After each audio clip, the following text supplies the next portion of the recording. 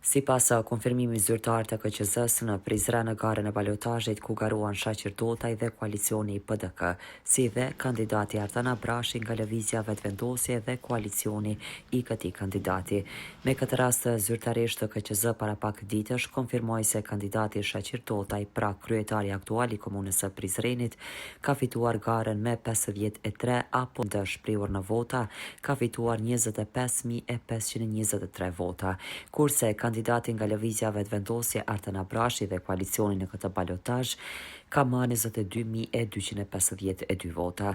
Tani kur presidentja Osmani ka shpallur datën më 28 dhjetor 2025 si datë zgjedhjeve të jashtëzakonshme për zgjedhjet nacionale. Kjo domosdoshme ka shtyer edhe formimin e qeverisë lokale në Prizren. Burime mjaft të sigurta bën me dije se qeveria lokale në Prizren pritet të formohet pas zgjedhjeve nacionale që mund të llogaritet pra nga fillimi apo gjysma e parë e janarit.